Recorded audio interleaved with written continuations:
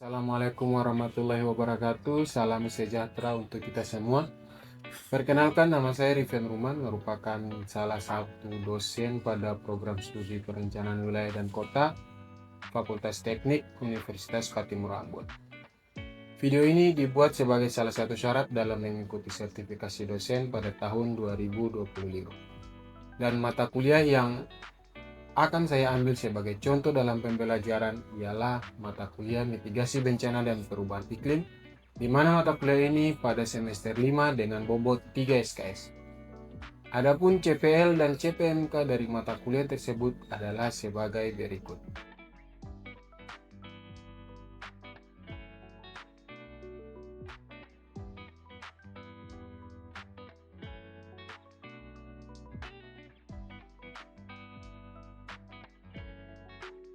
Adapun yang menjadi bahan kajian dalam mata kuliah ini yaitu yang pertama konsep dasar bencana, di mana kita akan mulai dengan pengertian daripada bencana itu sendiri. Kemudian yang kedua adalah paradigma penanggulangan bencana, di mana kita akan membahas terkait sudut pandang tentang penanggulangan bencana. Kemudian yang ketiga, kita akan membahas tentang jenis-jenis bencana, mulai dari bencana alam dan bencana non-alam. Nah, kemudian yang keempat, kita akan membahas tentang karakteristik wilayah yang berpotensi mengalami bencana.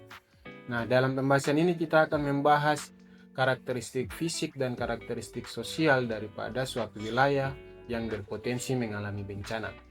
Kemudian yang kelima, kita akan membahas terkait mitigasi bencana. Dan yang keenam, kita akan membahas terkait risiko bencana dan pemetaan risiko bencana. Kemudian yang ketujuh, kita akan membahas tentang perubahan iklim. Dan yang kedelapan, kita akan membahas terkait rencana aksi mitigasi bencana dan adaptasi terhadap perubahan iklim. Dan yang terakhir, kita akan membahas terkait ketangguhan terhadap bencana. Nah, dalam proses pembelajaran, saya akan menerapkan pendekatan student centered learning yang dirancang melalui 3 aspek utama, yaitu delivery, interaction, and assessment. Dengan metode pembelajaran berupa ceramah, diskusi, studi kasus, pembelajaran berbasis proyek, dan juga pembelajaran berbasis masalah. Adapun bobot dalam penilaian mata kuliah ini yaitu berupa 1. Kehadiran dengan bobot 10%, ujian tengah semester dengan bobot 15%, tugas-tugas dengan bobot 20%, ujian akhir semester dengan bobot 25%, dan yang terakhir adalah laporan praktikum dengan bobot 30%. Dalam mata kuliah ini kami menggunakan referensi utama dan referensi pendukung. Salah satu referensi yang menjadi bagian penting dalam mata kuliah ini yaitu buku Mitigasi Bencana dan Penginderaan Jauh yang ditulis oleh Vera Puturu pada tahun 2015. Berikut ini saya akan menampilkan cuplikan video pembelajaran saya yang dilaksanakan secara luring. Silakan menyaksikan. Terima kasih.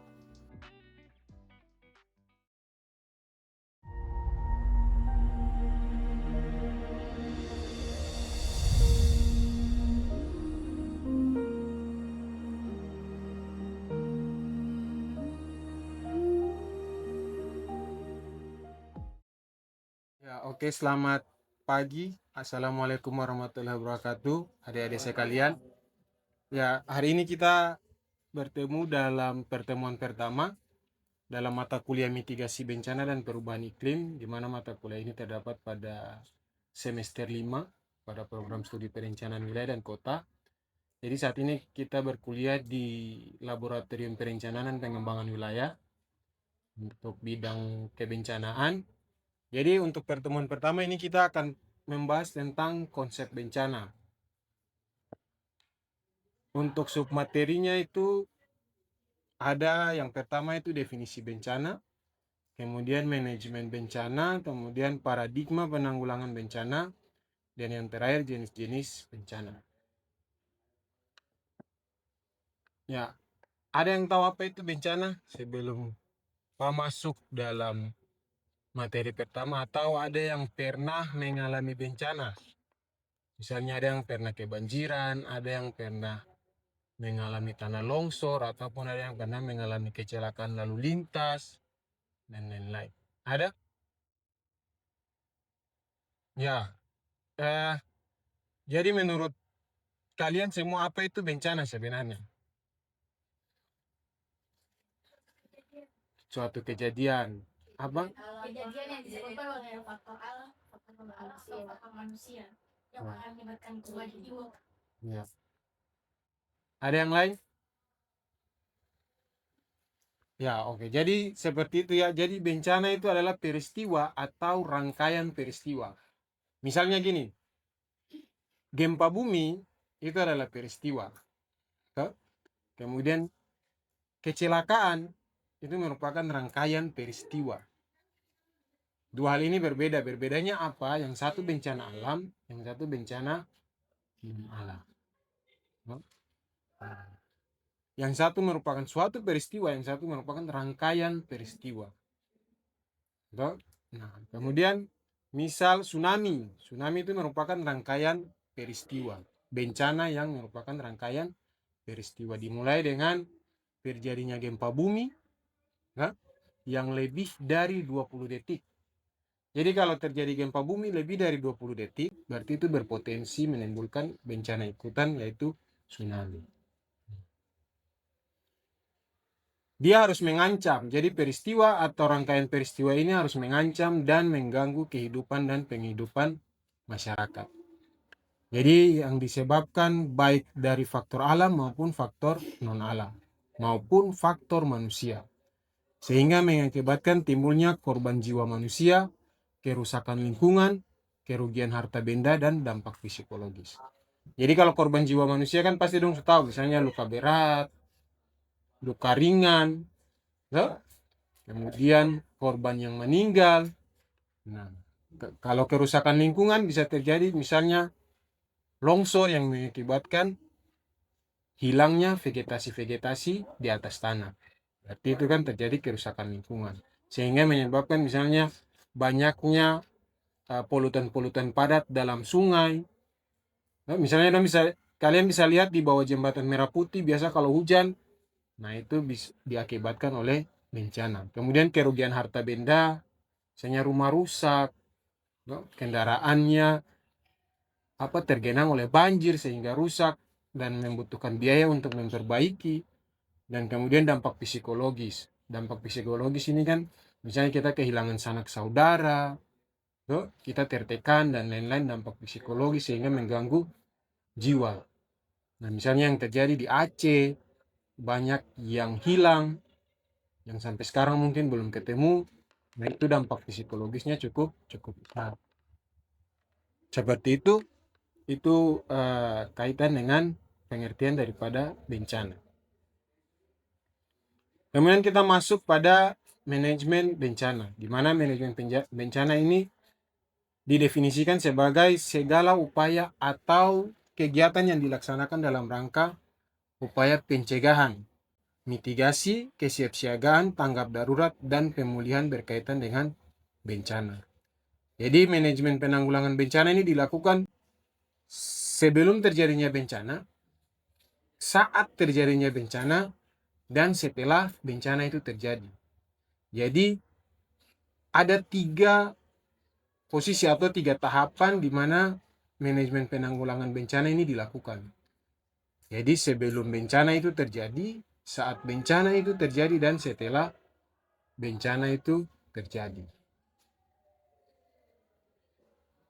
Nah, kemudian yang pertama kita masuk tahapan manajemen bencana, prabencana. Prabencana berarti kan sebelum bencana itu terjadi. Jadi namanya disaster management plan, melakukan perencanaan penanggulangan bencana. Nah, tahap prabencana dalam situasi terdapat potensi bencana. Jadi kita akan melakukan kajian potensi bencana. Nah, biasanya kajian potensi bencana ini dituangkan dalam rencana tata ruang wilayah dan kota. Walaupun belum terjadi bencana, kenapa kita penting untuk mengkaji kajian potensi bencana ini? Supaya kita tahu, oh di wilayah kita ini potensi terjadi bencana apa. Sehingga dalam penanganannya pun tepat. Karena tiap bencana langkah penanganannya tuh beda. Misalnya tsunami, tidak mungkin sama dengan gempa bumi. Kalau gempa bumi kita disuruh keluar dari gedung-gedung. Kalau tsunami, kalau gedung yang memang secara struktur dan lain-lain kuat, kita bisa naik. Misalnya gedung Fakultas Teknik dianjurkan untuk jika terjadi tsunami bisa menjadi shelter atau tempat evakuasi sementara. Nah, karena struktur bangunannya yang kuat. Dan untuk tsunami kita harus berada di ketinggian lebih dari 20 meter. 20 meter di atas permukaan laut. Nah, kemudian tahap prabencana ini nanti yang kita sebut dengan rencana kontingensi atau rencana penanggulangan bencana. Kemudian masuk pada tahapan manajemen bencana yang kedua, yaitu saat bencana itu terjadi. Nah, terdapat dua tahapan dalam kegiatan penanggulangan bencana pada saat bencana itu terjadi, yaitu masa tanggap darurat dan pemulihan. Jadi masa tanggap darurat itu bencananya masih terjadi. Pemulihan berarti melakukan pemulihan walaupun tidak sampai memulihkan ke keadaan sebelum terjadi bencana. Nah, jadi manajemen kedaruratan ini adalah pengaturan upaya penanggulangan bencana dengan penekanan pada faktor-faktor pengurangan jumlah kerugian dan korban jiwa. Jadi mulai diarahkan ke lokasi pengungsian, mulai diarahkan untuk pembangunan dapur umum.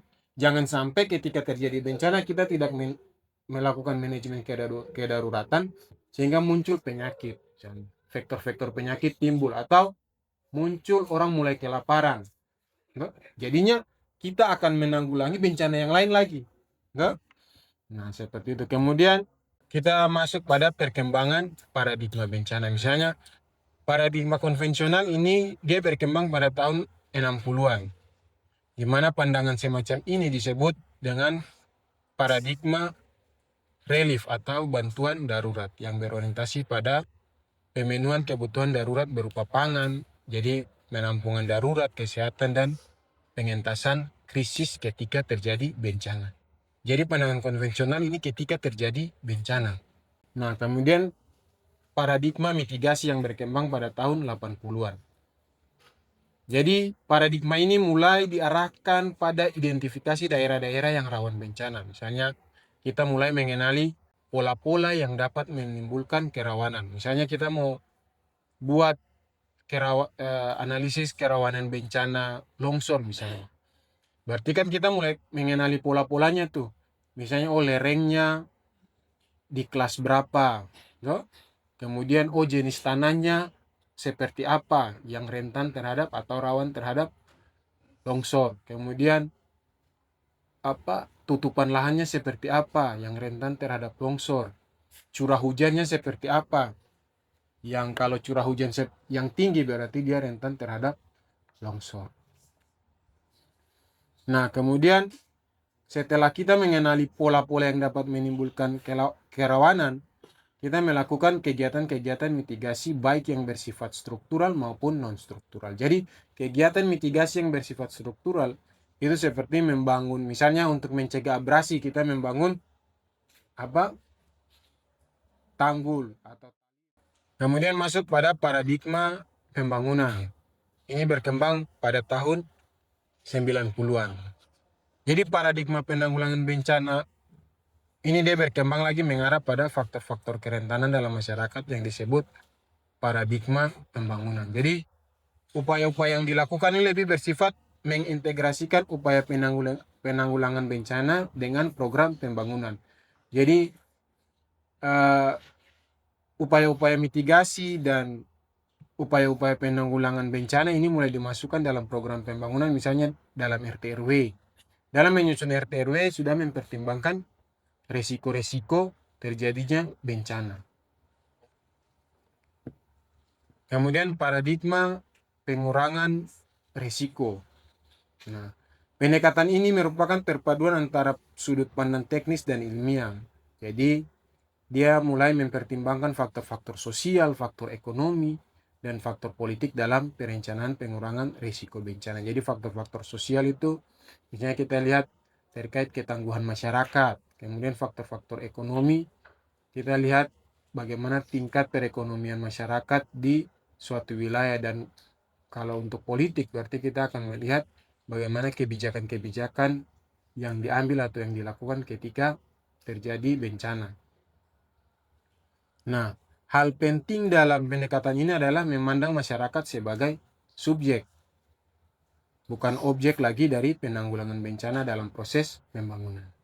Jadi dia mulai bergeser tuh, yang tadinya masyarakat sebagai objek untuk menerima bantuan, dia mulai bergeser di mana masyarakat menjadi subjek dalam upaya pengurangan risiko bencana.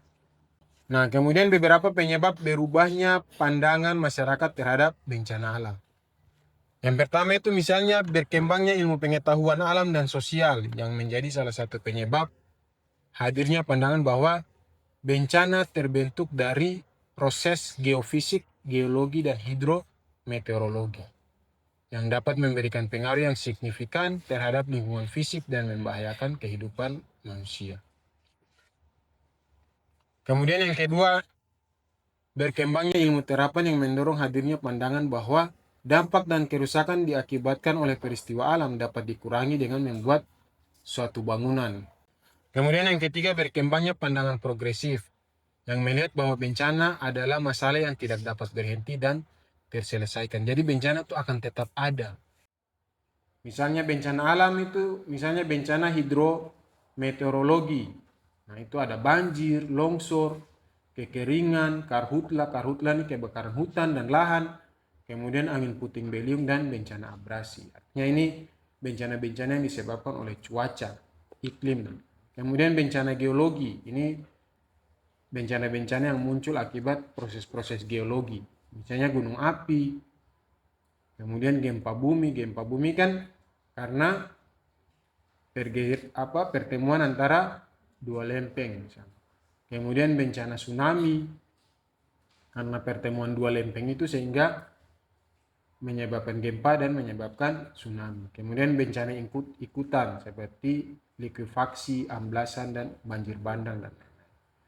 Kemudian bencana non alam. Bencana non alam ini ada kegagalan teknologi, ada epidemi dan wabah penyakit, kemudian bencana sosial, misalnya konflik sosial dan teroris. Nah, mungkin itu saja materi untuk pertemuan pertama kita hari ini. Kemudian Pak kasih kesempatan untuk kalian, mungkin ada yang kurang jelas atau ada yang masih, mungkin ada yang berdasarkan dia pengalaman, terus oh ini kira-kira seperti apa. Pak persilakan untuk bertanya. Terima kasih. Silakan. Ya, silakan. Baik, terima kasih atas kesabarannya. Perkenalkan, nama saya Karania Magapati dengan NIM 2021 74015. Baik, di sini terkait dengan pembahasan yang Bapak telah paparkan. Adapun pertanyaan yang ingin saya ajukan terkait dengan kondisi sekarang, Pak. Nah, kita sekarang berada di Kota Ambon atau Pulau Ambon. Nah, Pulau Ambon sendiri merupakan salah satu jajaran dari pulau-pulau kecil. Nah, dari pulau-pulau kecil tersebut, potensi bencana apa yang biasa terjadi di pulau-pulau kecil, khususnya di Pulau Ambon, Pak? Mungkin itu saja pertanyaan dari saya. Sekian, terima kasih. Iya. Jadi Pak langsung jawab saja dulu ya. Nanti kemudian kalau ada pertanyaan lagi baru ditanyakan. Ya, terima kasih Fani. Jadi sebenarnya posisi kita Pulau Ambon ini dia terletak antara pertemuan tiga lempeng. Nah, kalau kita kembali ke sini, berarti kalau kita bicara pertemuan tiga lempeng, berarti ada proses-proses geologi di situ. Nah, bencana.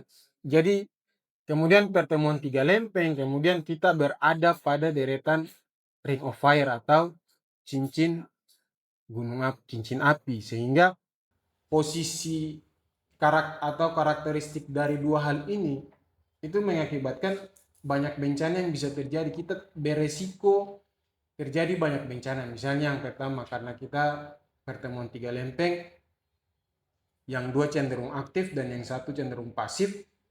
Ketika tiga-tiganya bertemu, maka akan terjadi bencana gempa bumi. Jadi malah sering terjadi gempa bumi. Nah, karena sering terjadi gempa bumi akibat pertemuan tiga lempeng ini, maka bencana ikutannya tsunami pun akan memiliki resiko tinggi terhadap kita di.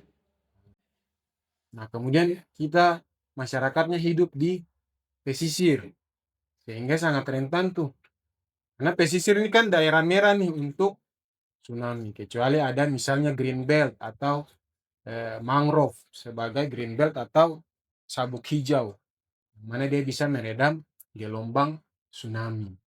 Nah, kemudian gunung api kan kita terletak pada ring of fire tadi.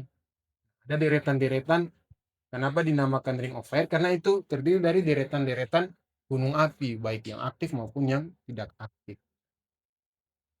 Nah, gunung api misalnya kayak di Banda misalnya, gunung api bawah laut, ada gunung api di permukaan. Nah, gunung api bawah laut pun dapat menyebabkan gempa ketika dia mulai melakukan aktivitas atau ketika dia mulai meletus. Nah, kemudian bencana banjir juga kita di pulau-pulau kecil sangat rentan. Karena apa? Karena air yang turun dari hulu ke hilir itu cenderung cepat karena sungai-sungai kita cenderung lebih lebih pendek. Sehingga eh, ketika terjadi perubahan pada badan sungai seperti misalnya dia terjadi pendangkalan atau penyumbatan dan lain-lain, maka airnya akan meluap cenderung lebih cepat. Kemudian apalagi kira-kira longsor. Kalau kita lihat longsor, karena rata-rata, bukan rata-rata, kota Ambon atau Pulau Ambon ini didominasi oleh sekitar 70% daerah perbukitan. Dan mau tidak mau bahwa pertambahan penduduk itu pasti terjadi. Nah, ketika pertambahan penduduk terjadi, maka akan terjadi kebutuhan akan lahan untuk membangun tempat bermukim. Nah, karena 70% adalah daerah berbukit, maka masyarakat akan cenderung membangun rumah di daerah-daerah perbukitan. Sehingga dia menjadi yang tadi itu bencana yang dipercepat oleh aktivitas manusia. Itu longsor.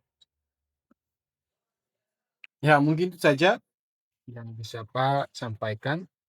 Mungkin ada yang lain?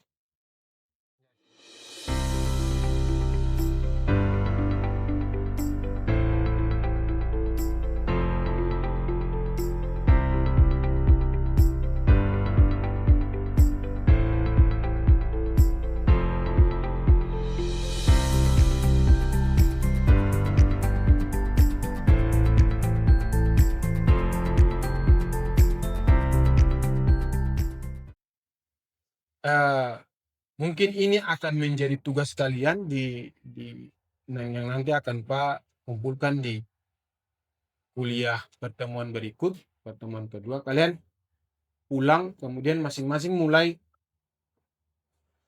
mencari tahu kira-kira saya punya tempat tinggal ini dengan posisi seperti ini dan wilayah seperti ini, misalnya di pesisir, di ketinggian, dan lain-lain, kira-kira berpotensi bencana apa. Nah, mungkin sampai di sini pertemuan kita hari ini. Nanti kita akan ketemu lagi minggu depan di pertemuan kedua dengan yang tadi tugas kalian jangan lupa. Kemudian sebelum menutup perkuliahan ini, mari kita berdoa menurut agama dan kepercayaannya masing-masing. Berdoa mulai.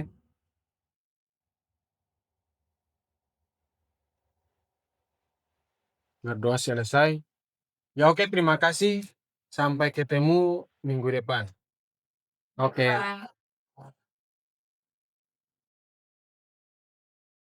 Demikian video pembelajaran untuk mata kuliah yang saya ampu. Terima kasih atas perhatiannya. Wassalamualaikum warahmatullahi wabarakatuh.